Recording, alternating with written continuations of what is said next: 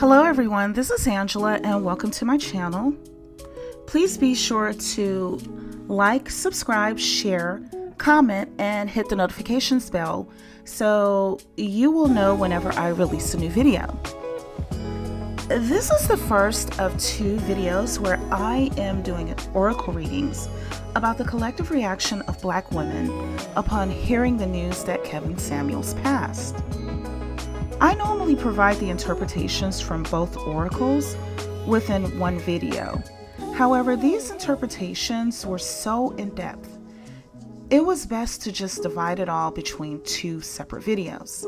So this video is going to be part one, and I will cover the response provided when I consulted the Metu Neter Oracles and what it meant to us as Black women, or what it means to us as Black women. So please be sure to look out for part two, where I cover the response from the I Ching Oracle as well. So, Kevin Samuels, the godfather of the Black manosphere, permanently collapsed on Cinco de Mayo. And how did we, as Black women, react to it, collectively speaking? Let's just say that we were not grief-stricken at all. And let me tell you, as an African American woman, I totally understand our collective reaction at the irony of his passing. How much more poetic can it get? This dude died on a warm, sunny day during Cinco de Mayo. For many of us, it felt like the beginning of a 3-day weekend because Cinco de Mayo this year fell on a Thursday. He was unmarried, nearly twice over the age of 35, so that meant that he was a twice leftover dude. Add to it, he had a big boned woman hanging up in his closet next to his glitch. I believe that's why he was so into outfits, because that kept him near the closet. This dude kept his knee on the necks of plus-size Black women, and come to find out, the last person that he was with easily appeared to be one cheeseburger and a French fry above 200 pounds. Now, I'm not hating on her or any other big-boned plus-size women. I'm just saying that it's obvious that he liked them thick. He liked them thick. Thick, thick, thick. Yes, he did. So you best believe that I'm watching to see what else is going to fall out of his closet. So yeah, I was not crying on the Cinco de Mayo either. I was not. So before I get into the reading, okay, let me first get in some shout outs. Shout out to Crystal Swirls and Cerebral, who always keep it real. Shout out to Pretty Black Magic, who keeps me rolling in laughter. Shout out to Leandra TV. I've been following her YouTube channel since it was Successful Ladies Lives. Who else? Okay, shout out to Sinji, Nyla Vibes. Nyla was, she was drinking champagne on her channel when we all heard the news. Who else? Shout out to Lexus Exodus, Mahogany Pink. I sometimes tune into Samantha Cooker, Pink Pill, Paris Milan, Lovely Tea. Shout out to them. And there are so many others too. Shout out to everyone else who have been showing Black women the light, boosting our confidence, and showing emotional support, because it is so necessary. And these random rappers and preachers and whoever else can kiss my hindquarters when it comes to telling us Black women that they are bothered about us being unbothered, okay, that Kevin Samuels, who took a dump on our image and promoted our exploitation, is now about to be dumped into a grave, okay? Late that evening on Cinco de Mayo, I tuned into Crystal Swirls. She told us to put up the dancing woman emojis and the fire emojis as we danced around the bonfire. And you know what? You're darn straight. I put up the dancing woman and the fire emojis. In fact, I even poured lighter fluid on that fire. You hear me? I was shoveling briquettes into those flames. Okay. I added logs into the fire as well. Trust me, I reacted no differently than most black women when I heard the news that the one who had weaponized the phrase, average at best, okay, was about to be laid to rest. Now, unlike the outrageous lie that is circulating about us in general, I, like most black women, did not wish for his death. Most of us would not wish for, that kind of pain and grief on his mother or his daughter. So, no, we didn't wish for his death. We had nothing to do with it. Okay. However, since it happened, and, we're not at fault for it. I mean, as far as I'm concerned, the situation, it just is what it is. And it is what it's going to be. So, but what made me want to do a reading anyway is because I know that Sekhmet's energy has been unleashed. Sekhmet is currently involved in the correcting of unrepentant behavior amongst black men, or just men in general around the planet. Black men are not the only one who are facing accountability, or black males, let me make that clear. Black males are not the only ones that are facing accountability around the planet.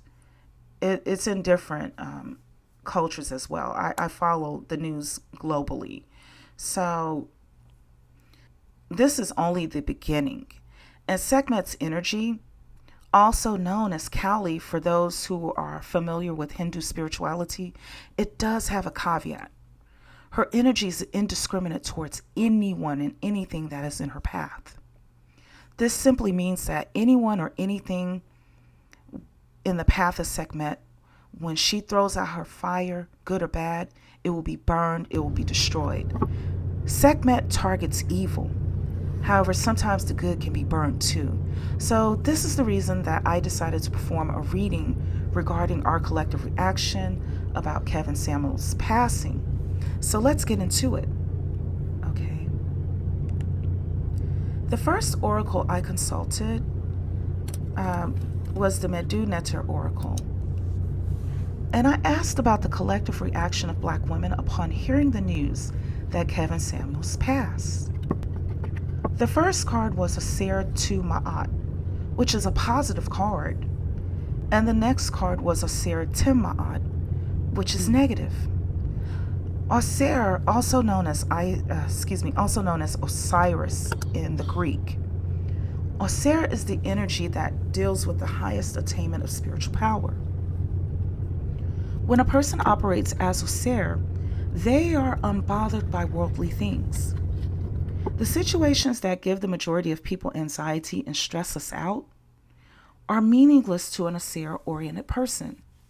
It is meaningless to a person who has achieved an Oser state. This is because Oser can overcome anything. Oser was brought back to life after death. Oser is not afraid of anything. Whatever is happening to Oser now has happened to him before, so he's not afraid.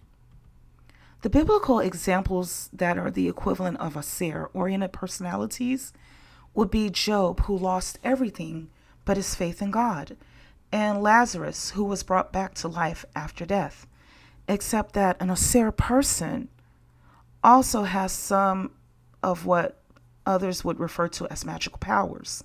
So basically, imagine that Job lost everything, but he gained magical powers and was able to gain everything back through his magic. Imagine that when Lazarus was brought back to life, when he was brought back to life, he also had magical powers that he didn't have prior to dying before. Okay. Oser is indicative of the spiritual path that we are collectively on as black women, as the first card demonstrates. Okay. And that first card is the Oser Tu Ma'at, which is positive. Okay. So here's what you need to know. The Oser Tim Ma'at card, the second one, which is negative, is showing that this path is being jeopardized, that we are causing ourselves more harm than help with regards to our reaction towards the passing of Kevin Samuels. Now, before you go off, because I know Sekhmet is out there and that energy is coursing through a lot of us, please hear me out. Remember, I was dancing around the bonfire with you. I even put a log, a bag of briquettes, and some lighter fluid on that fire too. So I am not at all coming from an angle of chastisement or trying to convince you that your feelings are invalid, especially when I joined in on the festivities. I am not shaking my finger at any of you or trying to shame you. I am one of you. We are the same. What I'm doing is helping you to see something that you may not be aware of. Please bear with me as I take it back a few years. Many of us as children were raised in situations where we encountered a child who was considered an angel in the eyes of the grown-ups. However, as soon as the grown-ups turned their backs, this particular child would show you their true colors. This child could have been a classmate, a sibling, another relative. This child could have been a neighborhood child. Could have been a boy or a girl. Nevertheless, this child was a bully. But not just any type of bully. This was a sneaky type of bully. This child would more than likely be a boy. The reason that I'm saying this is because Black parents tend to watch every little move of their daughters while being a bit more lenient with their sons. And this is especially true for those who are from Generation X or older. Black daughters in a Black household tend to be saddled down with household responsibilities such as cooking, doing more daily chores, or watching their younger siblings, which makes them have to face more accountability in comparison to Black sons. The incarceration rates reflect this reality as well. So before you come with the misandry claims for those of you from the Black manosphere and beyond who may be listening, this is why I am saying that this is usually going to be a boy. It can be a girl too, but it will more than likely be a boy, okay? So this child, when grown-ups were not around, he would break the rules, okay? He would talk you into doing things that would get you and others into trouble, convincing you that it was all right, but deep down inside you may have felt like it wasn't, but you went along with him because you trusted him, right? And when you got caught, he would then lie and blame you, and when in fact you were truly the innocent one. He would laugh at your punishment. He was there teasing you, sticking out his tongue at you when you were told that you had to go to bed early, that you couldn't go outside to play, that you even got spanked, or what we call a whooping. You got a whooping, right? So all the while, he would be doing this and knowing that he is the reason why this has happened to you. This is a child that everyone would complain to the adults about. You know, they would complain about him or her in rare circumstances. But it seemed that no one heard you and that your voices did not matter. Most of us either had to deal with a child like this or knew about a child like this when we were growing up. Okay? Then the day comes when he is caught red-handed by the grown-ups. Maybe he was caught stealing at a store and the police brought him home.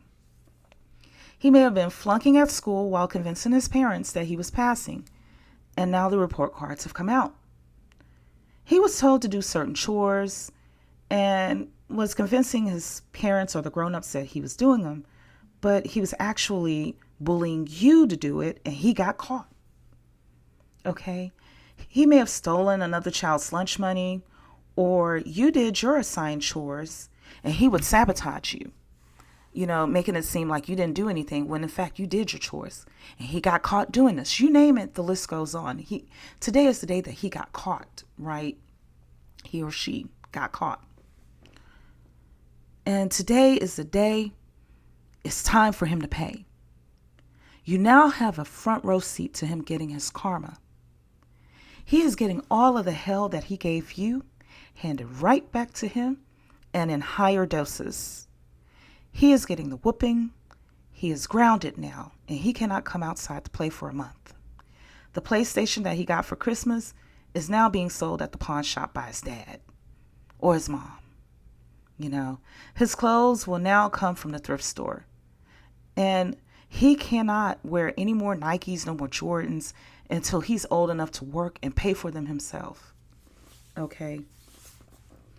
He has to do 100% of the chores for a month while you get to go and enjoy going outside to play. You name it, it's all coming back to him, right? Okay. So what you're seeing is that he is being stripped of all that he has accumulated under false pretenses, and he is being held accountable for his wrongdoing. So you're still in childhood on this one. So meanwhile, you, the innocent child, whatever you have, you obtained it fairly. You have never caused anyone to suffer. Before this happened, you felt invisible, and today, you are amazed that the tables have turned on this down-low, bullying child. And most importantly, a feeling comes over you. You have confirmation that you do mean something. You do matter. Your prayers for peace and happiness have not been in vain.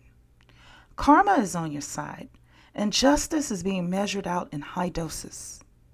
He is getting his just due, except that he has yet to face the humiliation that he would do to you when you were being treated unjustifiably as a result of him. So what does the child in this scenario do?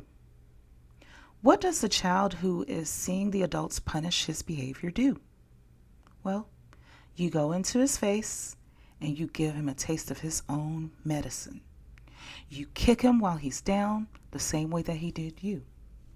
You laugh at his tears. You add to his punishment. And you know what? It is a natural reaction for a child in this situation. As a child, you would laugh at the fact that the grown-ups see this child for who he really is and is treating him accordingly. You regain your pride because you did what you were supposed to do as a child, and now you're wearing designer clothes that you earned by keeping up your grades. Meanwhile, he's wearing plain, stale, thrift store smelling clothes. You give him some more of his medicine and you laugh at the off-brand shoes he's now walking in. You laugh at the fact that he's not allowed to go outside to play or socialize with other children for a month, which in the eyes of a child can feel like a decade. So one day, your parents catch you teasing him, and to your surprise, they tell you to stop unless you are to suffer the exact same punishment as him. They tell you that you are better than the behavior you are displaying.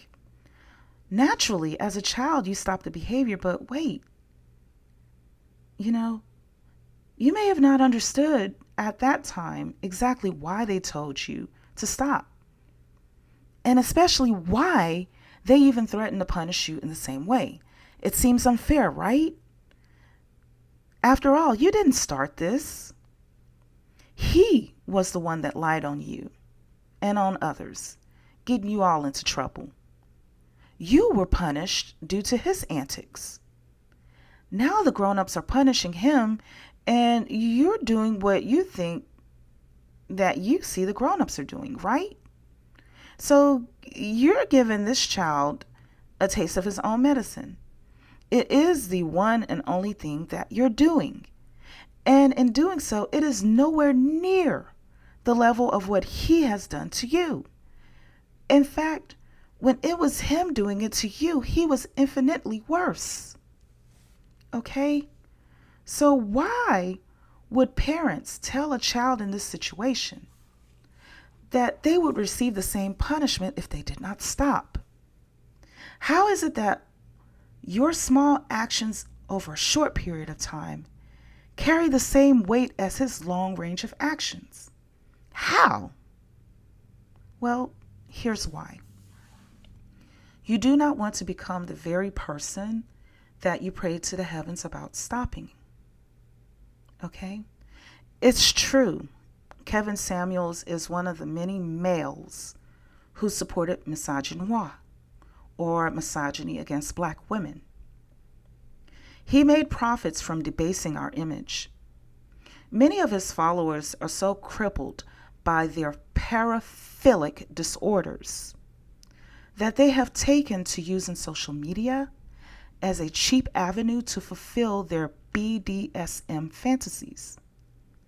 And they are doing this at the expense of the collective of black women. All of this is wrong. Kevin Samuels and his followers, his kittens, got a thrill out of making you feel low, unvalued, and unloved. They smeared defecation on our image. Again, it's all wrong. However, for us to do the same thing would only mean that we are just like them. Remember, I'm speaking as someone who was dancing around the bonfire too. So this video is not about shaming you at all. The relief that you feel from being validated by the universe is justified. We have been heard, and the universe is intervening on our behalf. To do to anyone the same things that have been done to us would mean that we are no better than them.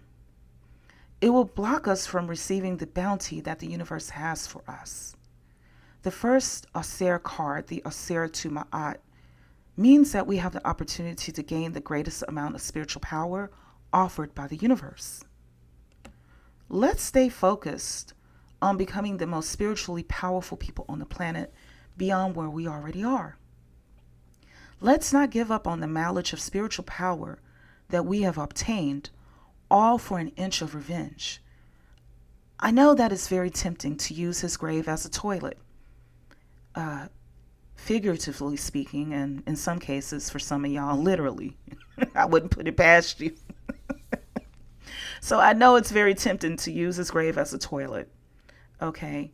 I know that it's tempting to tease the black manosphere for having blue balls now, because the main outlet for their hatred has dropped dead. However, if we take this path, it will cost us in our spiritual mileage. This is where my message is coming from. I'm not here to make you feel guilty about feeling the way that you do. Remember, you and we are the exact same. What I am doing is providing an interpretation of a response that I obtained through the oracles. I personally believe that God is the one providing the responses. However, in saying that, I'm not at all here trying to tell you what or how to believe. What I am expressing is that let us leave them where they're at to deal with their punishments. Think about it. If we are teasing them, the kittens, the black manosphere, then it means that we have to be in their presence in order to tease them. This also means that there is not much distance between ourselves and themselves, and not much progress on our parts. That's where this message is coming from. You know, we're too busy and we have too much to do. We have so much positivity that we can tap into. Remember how you felt, for instance, when you've traveled on your dream vacation. Let's think about it. Where were they and where were you? You were far away and you were chilling. You were delighting in your surroundings. You were enjoying the sights and the sounds of a faraway land. You were sipping a pina colada out of a coconut shell. You were trying a new type of cuisine. May have gone snorkeling, hiking, or doing something that was fun and unfamiliar. You were focused on your joy and making memories at that moment. You were not thinking about them at all. Meanwhile, they were stuck in the same grimy situation that they chose not to improve.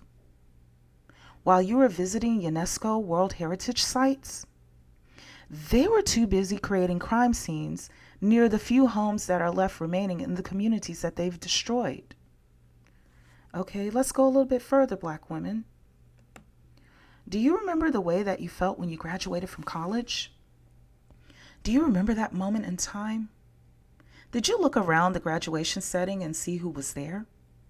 Did you see your classmates and how they appeared? Did you see their families, their close families and friends there along with your own?